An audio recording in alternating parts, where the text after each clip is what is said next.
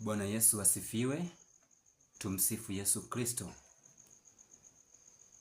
Muda huu nimekuletea mada nzuri ambayo itakufundisha na kufumbua akili yako na kukufanya uweze kuona mbali na kukutoa katika giza ulilopo sasa hivi na kukuweka katika nuru.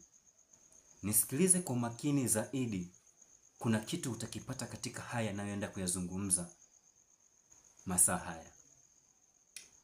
Mada yangu itasimamia upande wa manabii wa uongo.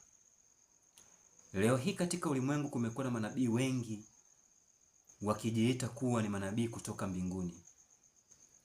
Wamekuwa wakijiita ni manabii walioagizwa na Yesu Kristo. Wamekuwa ni manabii wakitenda maajabu makubwa, na watu wengi mmekuwa mkiwaamini sana watu hao na kuwaaminisha ya kwamba hayo wayafanyayo wameagizwa na Mungu. Kumbe wamejificha katika kichaka cha karanga, huku wakionekana juu kuwa ni karanga. Ndugu zangu, maandiko yametuweka wazi ya kwamba hivi manabii hao tuwachunguze, tuwajaribu na tuone, je, wanatokana na Mungu kweli kweli? Na leo nikawaletea fungu moja tu ambalo litakalo wafumbua akili, litakalo wafanya muwe huru na msiweze kuwaamini tena.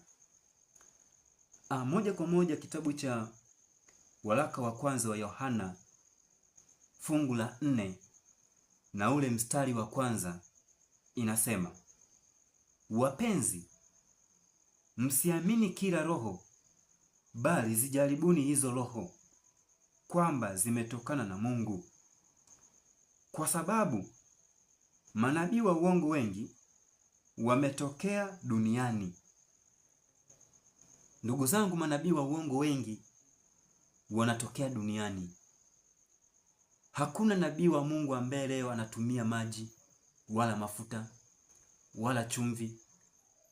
Mungu hana nabii wa design hiyo. Mungu hana nabii wa kuambia watu leteni sijui kiberiti au wekeni simu zenu juu mpokee fedha. Hapana. Mungu sio wa design hiyo, na wala hawezi kuwatumia manabii wa design hiyo. Leo nimekuja kusema jambo moja ambalo naombeni msikilize kwa makini zaidi.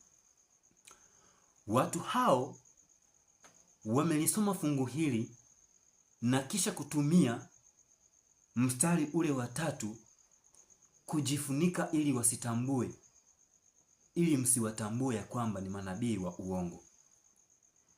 Waraka wa Yohana 4 na ule mstari wa 3 unasema,